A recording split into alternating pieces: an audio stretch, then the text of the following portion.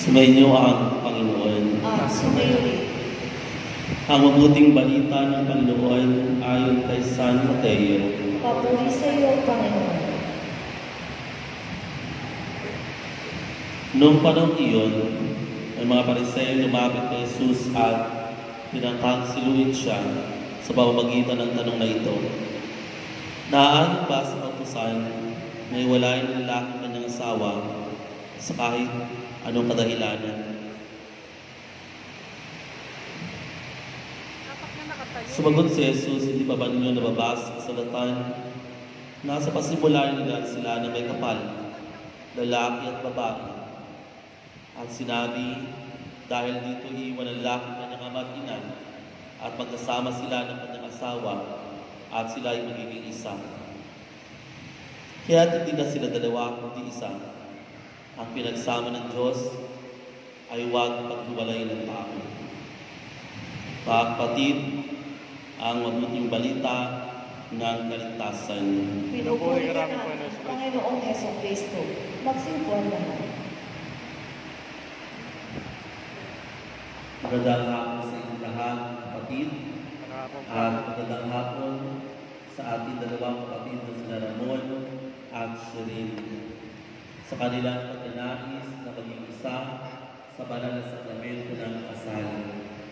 Kaya ang araw na ito ay hindi lamang espesyal sa kanilang mga magulang at mga kaibigan. Espesyal ito para sa kanilang dalawa, kay Ramon at kay Sherin. Sapagkat ang buhay, lalo-lalo na kapag ikaw ay kakasal, ay maranasan ng isang maligaya at masayang buhay. Ang pag-aasawa ay hindi po dapat tignan bilang pabigat. Kung hindi tinitignan ang buhay mag-asawa, lalo-lalo na sa parangalan ng bawang isa. Ibig sabihin, gusto nyo maging masaya at maging maligaya. Kung bakit po kayo umandong sa tagpong ito na kayong dalawa ay maging isa sa banal na Eucharistia. Love is forever. At hindi yun mababago. Sapagkat ang sinasabi natin sa atin ay ang Diyos ay pag-ibig. Ang pag-ibig ay ang Diyos. Kung ang Diyos ay hindi niya na-contain ang pag-ibig sa isa't isa, kaya ginawa ng Diyos binahagi ang pagmamahal sa ating lahat. Ilalan niya ang tao ayon sa kanyang kalarawan at kawangis. At na makita ng Diyos na yung nilalang niya ay hindi lamang mainam, kundi napaka-espesyal. Ibig sabihin nito, ang loob ng Diyos, ang loob ng tao ay parehas sapagkat nilagay ng Diyos ang loob niya sa ating lahat. Kasi ang pagmamahal ay hindi nga pinuntain sa kanyang sarili. Ibinahagi ng Diyos. And then, when God created human, it was so beautiful and wonderful. Kaya po ngayon, pinapatutunayan lamang sa atin na tama ang Diyos. Sapagkat pinadalo niya ang kanyang pagmamahal sa ating lahat. At kung pinadalo ng Diyos sa kanyang pagmamahal, hindi lang sa lalaki, kundi maging sa babae. Kaya po, yung pagmamahal na iyon ay hindi rin nakukontain sa ating sarili. Kundi yung pagmamahal na iyon, nais din natin ibigay, lalo na sa ating minamahal. At gano'n na gano'n, Ramon. Ibig sabihin, yung pagmamahal na ito na galing sa Diyos at ang paghubog ng pagmamahal ng iyong mga magulang, hindi mo lang pinuntain within the sphere of the parameter of your family. But of course, you share what you experience from your home. Kaya ngayon, isa sa tatanging pinili ninyo, dalawa, na ibahagi ito, ay nais nyo sa isa't isa na kayo'y maging maligaya. Kaya naman, binahagi mo yung pagmamahal na yan kay Sherin. At Sherin, ganun din ikaw kay Ramon, binahagi mo yan. Kaya nagtagpo kayo sa isang diwa ng pagmamahal. And today, you become one. Sapagkat source ng pagmamahal, walang iba kundi ang Diyos. So dahil dyan, mga kapatid, yung pagmamahal ay, sa pagmamahal, doon nyo naiintindihan na kayo nagiging maligaya. Kaya nga, sa Kristo, napapansin ninyo na sa pagtatanggol ninyo, ma-spark, no? There's something inside you na ibang nararamdaman ninyo. Kaya nga dapat, pag kayo ikakasal, you are so super excited. Amen? Ikaw ba, Ramon? Masaya ka ba? Talaga? So, yung importante yun, no? Dapat masaya, maligaya ang dalawa. Amen? Kasi, dapat sa pagmamahal, nandoon yung kalayaan na magbigay. Nandoon yung determinasyon, nandoon yung sakripisyo. Kasi bahagi yan ng buhay ng nagmamahal eh. Hindi pwedeng hindi.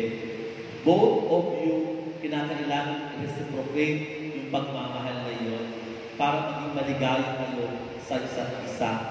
Ngayon, dahil ang pagmamahal na yan tinanggap ninyo at bawat isa tumanggap kayo ng pagmamahal, and then, ngayon, pagtitibayin ng pagmamahal na iyan sa inyo.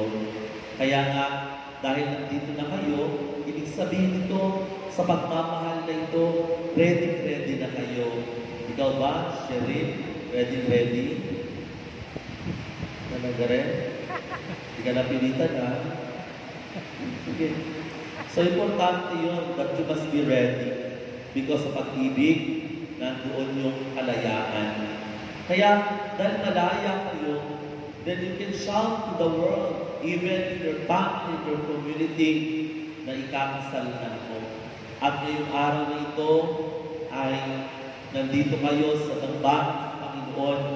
Hindi lang ako yung saksi, kundi ang lahat na narito ay saksi sa inyong pagmamahalan. Sapagkat nararamdaman namin ang inyong pagmamahal sa isa't isa at iyon ngayon ang binabahagi nyo sa aking lahat na love is one and we become one in the love of God. Kaya ang pagmamahal ay may pinagtitibay kayo, hindi lang ngayon, but everyday ng buhay ninyo, yan ang magiging sandigan ninyo. Because if God is the source of love, then you will remain in His love through prayer life, reading the Bible, going to Mass. Yan ang magpapatibay ng inyong pagmamahal. Hindi lang kayo ikinasal dahil nagririto kayo at makikita namin lahat. At hindi lamang sa mga private devote na nasuot ninyo na yan na napakaganda, na talagang kulay pink at talagang puting-puting sa kaputian itong suot na ito. Hindi lang ganun.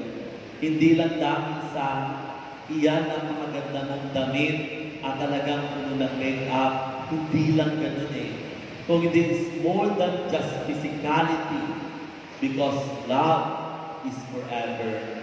Kaya dapat ang kayong dalawa, pag once kayo may problema sa lahat ng takbuhan nyo, ang Diyos na nagmahal sa inyo, na mas lalong pagtibay ang pagmamahal. Pangalawa, na ingredients na mahalaga, yung katapatan. Alam mo yan ang problema ngayon. Sa mundo na maraming tukso, ay talagang nandyan niya nagbabadya. Always, kumanan ka, kumaliwa ka, at sa harapan, sa likod, maraming tukso. May tanong nga kay Coco Martin Sabi niya, anong ginagawa mong paraan para hindi ka matukso? Diba si Coco Martin, guwapo naman talaga. Ang sagot ni Coco Martin, after ng trabaho, uwi. So, ibig sabihin, hindi masyadong mabarkada. Kasi alam din naman niya yan Okay lang sana kung sasamahan ng barkada, maka-Diyos. Silang lahat ay matuwid. Amen? Kasi talaga, depende yan sa barkada. meron din talaga mga barkadang lumuloko. Tama? May mga barkada na wala namang ibang ginawa kundi uminom ng iminom. Linggo-linggo, gusto nila yan eh. Hayaan yung buhay. Pumunta ng bar, hanggang sa matokso. Magugulat ka na lang. Si Mr. o kaya kahit si Mrs. No? Meron na palang kape. No? Hindi mo alam. Malalaman mo na lamang malapit na mamatay yung Mr. mo. So, mga pangyayari yan na realidad sa buhay ng tao. Kaya dapat talaga you must be faithful no matter what. Diba? Kasi yun ang pundasyon ng pamilya. When you love your wife and husband, hindi mo talaga lulukohin. Ikaw ay maging tapat hanggang wakas. Kahit maraming temptation, you resist temptation, no? Hindi natin gagayahin yung sabi ni Eva Eugenio, "O tukso, layuan mo ako." Diba ganun yung kanta niya? Totoo yun, no? Kasi kahit anong gawin mo kahit saan ka pagpunta, meron tukso. Kaya dapat ikaw ang umayo sa tukso para hindi ka mahulog sa tukso at magkasala. Kaya nga ikaw, Ramon, isa lang ang iyong asawa. Sila lang si Sherin. Ikaw din, Sherin, isa lang din ang iyong asawa. Si Ramon lang, no? At wala nang dapat papalit pa sa kanilang buhay. Because love is forever. Amen? And you are one forever. Kaya sa inyong dalawa, bagamat mahirap ang buhay mag-asawa, hindi yan madali Hindi madali. Hindi talaga madali ang buhay mag-asawa. Sinasabi lang talaga nila yan Sabi nga nila, mag-aasawa na ako, lalagay na ako sa tahimik. Hindi ko din alam kung yung asawa ko, kung ang era, paano yun? Paano ka lalagay sa tahimik? Kung ang bibig yung magiging asawa mo, ang dami, di ba? Kung okay lang yung Armalite, naintindihan mo, yung magiging asawa mo pala, ang laki ng bibig, no? Araw-araw, parang sirang plaka. Ang kulang na lamang i-record mo, pagkatapos din, patutugin mo, malamang, no? Talagang memorize mo na yan. Kaya kung ikaw yung ang asawa mo, siguro sasabihin mo lang, kailangan pa bang i-memorize yan? So kaya kayong dalawa, kung ayaw talaga makarinig ng maraming issue sa buhay, kailangan talaga be faithful to your wife. Amen? And be faithful to your husband. Kaya sa inyong dalawa, hindi talaga madali ang mag-asawa. Kaya may awitin mag-asawa'y di biro, tama ba yun? O maghapon na ka, yuko? O maghapon na ka, yuko. Kasi maghahanap buhay Amen? Ang lalaki naghahanap buhay. Iba na Pati babae naghahanap buhay na. Kasi mataas na ang bilihin ngayon. Mataas ang inflation, no? Hindi na kasya ang 20 pesos para sa bigas na 20 at 40 plus, no? Wala nang ganon. Kaya sa inyong dalawa, magkakain talaga kayo. Pero laging tanda, gaano ba kahirap ang buhay? Hindi solusyon ang hindi pagiging tapat. Amen? Mahirap na ang buhay. Dadagdag ka pa ng iba. Ang hirap-hirap nun. Sabi ng salita ng Diyos, love one another, but do not love another one. No? When you love another one, magiging sakit ng ulo nyo yan, naniwala kayo sa akin. Kaya kayong dalawa, isa lang ang inyong pinakasalan at wala nang iba. Kaya ikaw, Ramon, sigurado ang iyong pagmamahal. Ganun din ikaw, Shirin, totoo ang iyong pagmamahal. Then totoo ang iyong pagmamahal. At sigurado kayo na pag-isipin pa rin ninyo na ito ay walang hanggan. Amen? Kaya sa inyong dalawa, para makatatag ang inyong pagmamahal, dapat talaga, kung ako sa inyo, kahit nasal na kayo, may mga anak na kayo, mag-seminar kayo tungkol sa mga pag-asawa, paano magpalaki ng mga anak. Hindi Hindi lang yung trabaho. Kasi yan ang problema ng mga magulang. Lalo ngayon iba na ang mga bata. Hindi ko alam kung kayo millennial. Millennial ba kayo? Ha? Ha? Talaga? Ako hindi ako millennial. Hindi ko alam anong sakto ako. No? So ngayon, sa papanganak ninyo ngayong taon na ito, kung kayo magkaanak, next year, yung anak ninyo, hindi na Gen Z. Alam niyo kung ano na? Beta na. No? Beta na. So, may mga panahon na, mag-iiba na rin yung attitude nila. Kaya dapat talaga nagsiseminar kayo. Kayo dapat dalawang nag-asawa. Amen? O, mag-ano kayo, mag-parish pastoral ano kayo, prex kayo, parish renewal experience, nagagawa ba kayo ng gano'n?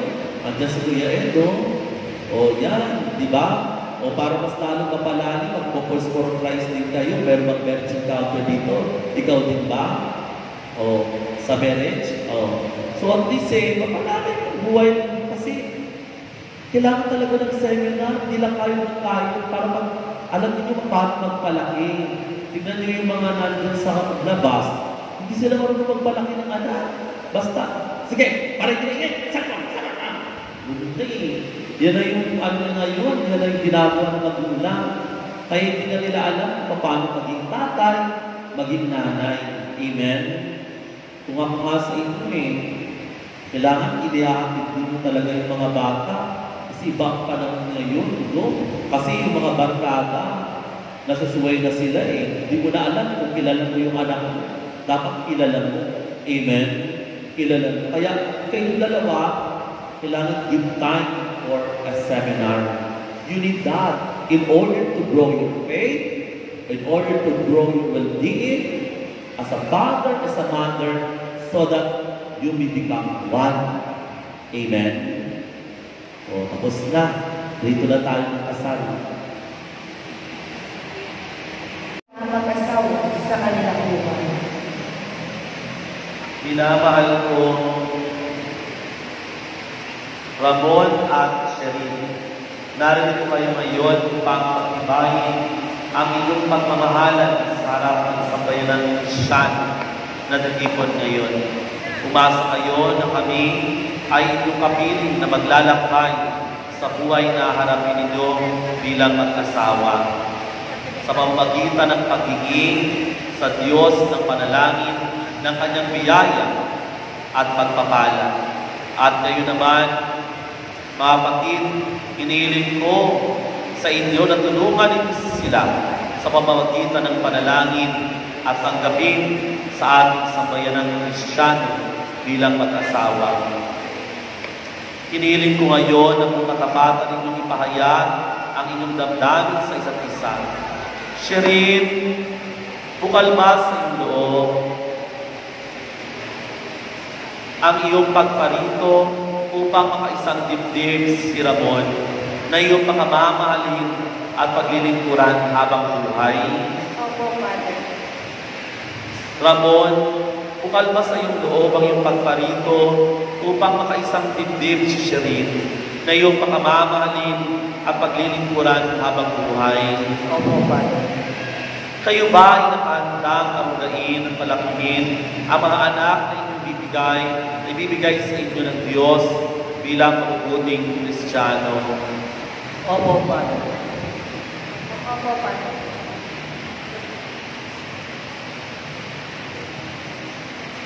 Ramon at Sherin, ngayon kayo ay nagdanais ng isang dibdib sa harap ng Diyos sa kanyang sambayanan at naukilin niyo ang inyong mga paalala. At ipahayag kung hindi matitipan sa mga sakramento ng kasal. Sherin, tignan mo lamang si Ramon, sumasang-ayon ka ba ng mga asawa sa Ramon na narito ngayon na sunod sa batas at makalitutuloy ng ating pananasimbahan? Opo, Father. Kung puso ba ang pagkakalungkot sa Kanya ng iyong sarili bilang Kanyang may bahay? Opo, Father. Kung puso mo ba siya tinatanggap bilang asawa? Opo, Father. Ikaw naman, Ramon, sumasang-ayon ka ba na magiging asawa si Sherin Manalangin po ngayon ang sunod sa batas at palitunin ng ating banal na simbahan. Kung puso bang nakakalong mo sa Kanya ng iyong sarili bilang Kanyang asawa, kung puso mo ba siya tinatanggap bilang may bahay, ngayon ang ililingkod sa may pinugdal na saling ang panalangin ito.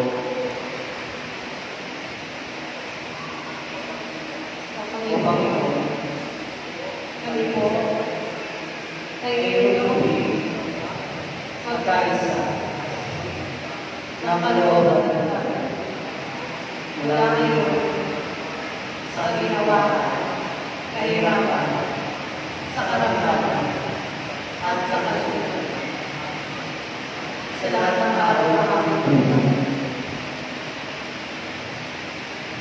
bilang kapagpatunay ng simbahan, binabasa sa tuon ang pagkataling puso na inyong pinagpunan sa ngalan ng Ama, ng Anak, ng Espiritu Santo.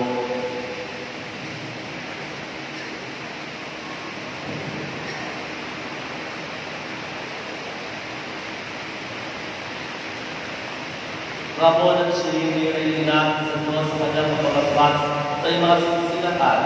Ang Panginoon ang ulan-ulan ng aming tulong nang siyang nagawa ng langit at lupa. Manalangin ka, basbasan mo, Panginoon, ang iyong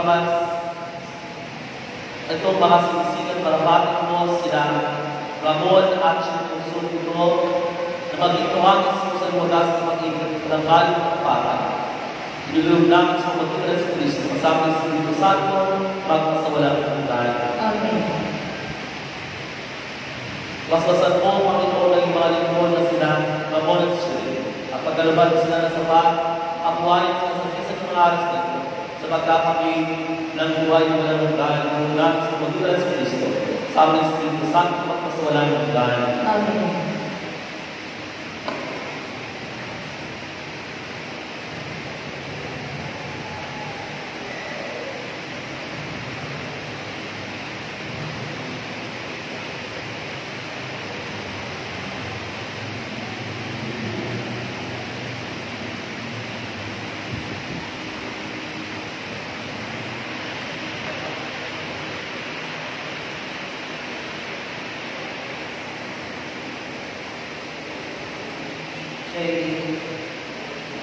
Suot mo ang sisig nito bilang tanda ng aming kasal at katapat sa ngalan ng Ama, ng Anak, ng Espiritu Santo.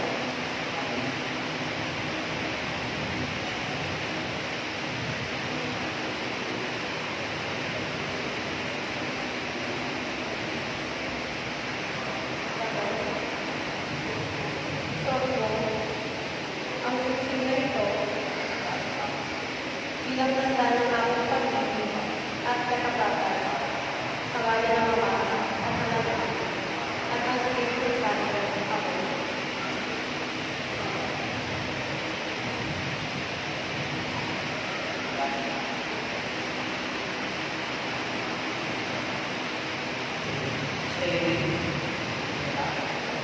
Nilalaga ko sa iyo itong mga tanda ng aking pagpapahalaga at pagkalinga sa kapakanan sa ngalan ng Ama, ng Anak, at Espiritu Santo.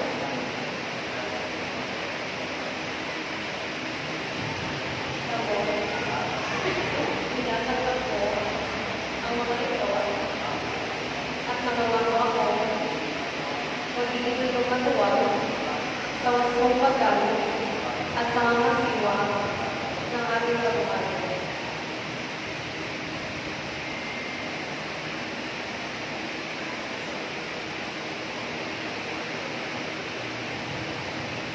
Kapatid, palakpakan natin, Ramon at Shirley.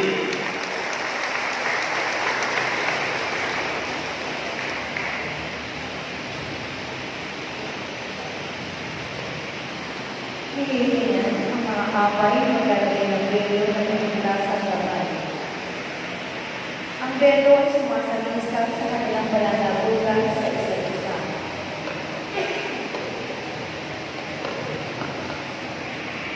Ang isang ulo ng bero ay nilalagay sa pagitan ng lalaki upang isating sa nagpapani ng lalaki na kalalaki ay nagpapili ng kanilang batata. At inilalagay naman ang kanilang ulo sa ulo ng babae upang isating sa nagdiwa ng kasunod sa kalooban ng Diyos.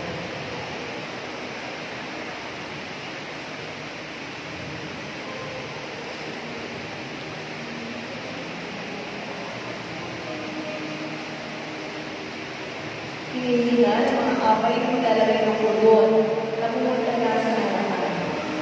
Ang kordon ay isang-isang na kanilang pagkakaisa ng isip at damdamin na sila ay pinakalaga para sa isa't isa. Tulad ng sinasabi sa Biblia, ang pinagsama ng Diyos ay huwag pag-iwalayin ng tao.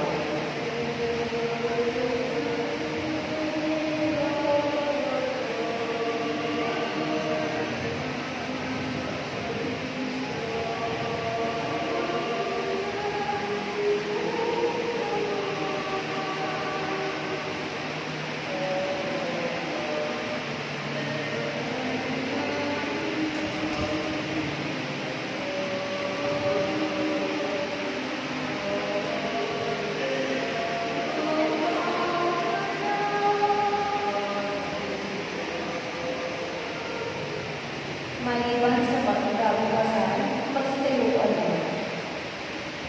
Mga langit na mga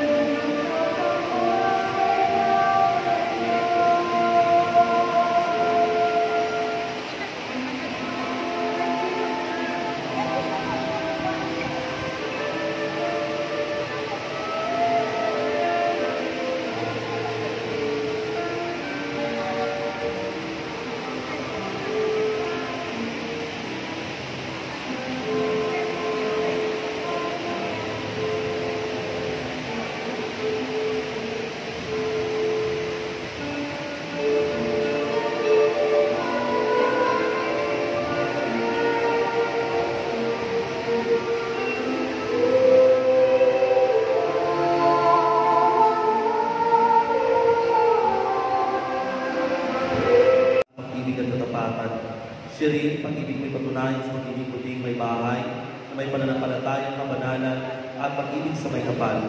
Ramon ay may bahay ng ibigin gaya ng malasakit ng isisipahan bilang pagsunod sa kalooban ng Diyos sa kalangitan. Sumainyo ang Panginoon. At sumayo rin.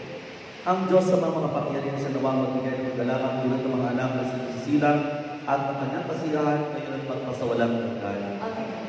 Ang hukom na anak ng Diyos ay sinawang sa inyong tumuwang sa kahirapan at katinuan ngayon at magpasawalang hanggan. Amen. Ang Espiritu Santo ang siya magdulot naman ng pagmamahal na lumapaw sa inyo ngayon at magpasawalang hanggan. Amen. At yung lahat ng people dito ay pagpalain ng pagyanan ng Diyos Ama, Anak, Espiritu Santo. Amen. Umayon at naglayong kapayapaan upang ang Panginoon ay mahalin at paglingkuran. Salamat sa iyo. Mga kapatid, palakpakan po natin ang bagong kasal, Ramon at Sherry. Anong iniling ng buong sabayanan para sa kanila? Ramon, upakan mo na. Padalan mo ha. Nakita. Ang buong mga ating pala, ang bilis 20 seconds. Already, one to go.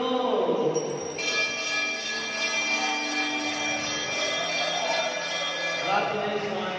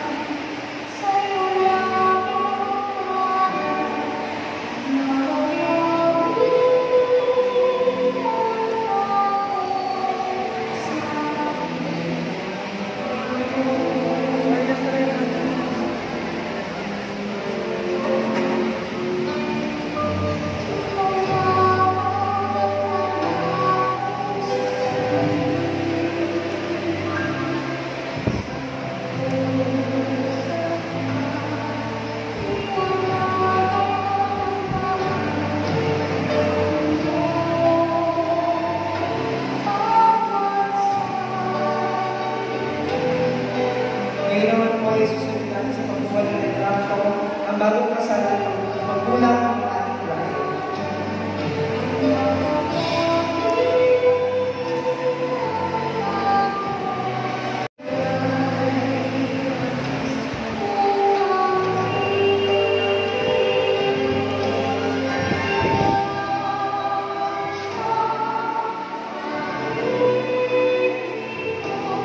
Hanggang sana.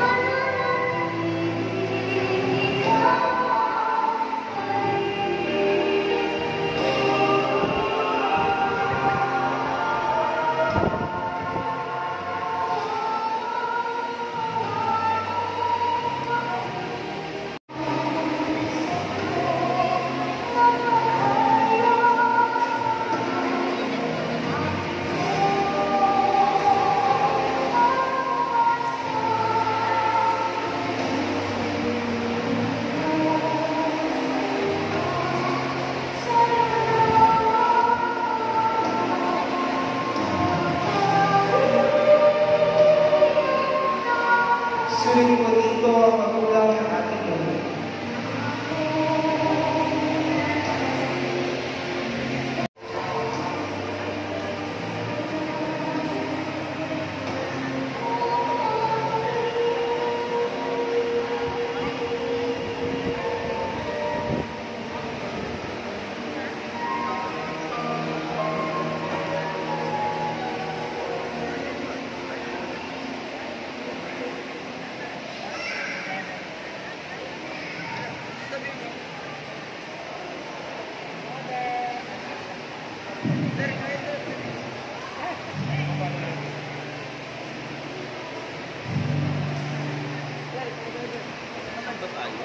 Leader, hindi. May video pala.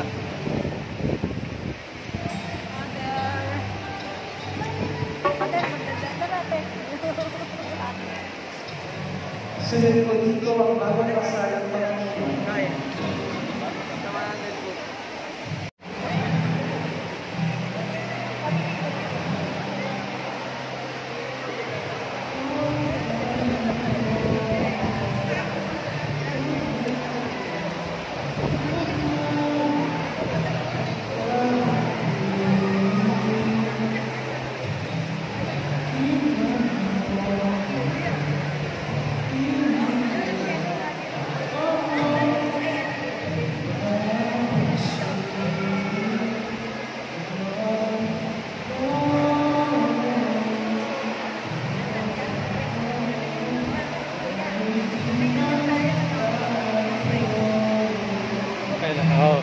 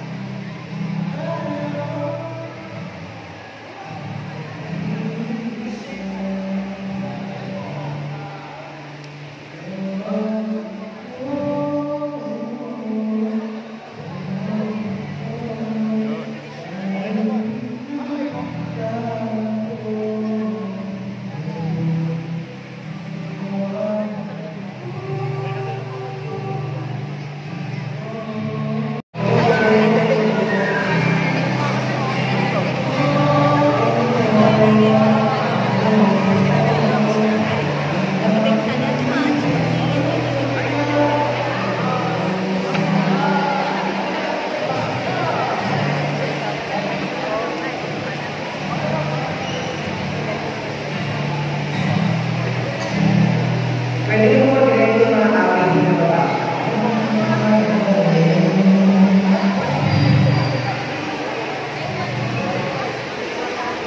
Kuya.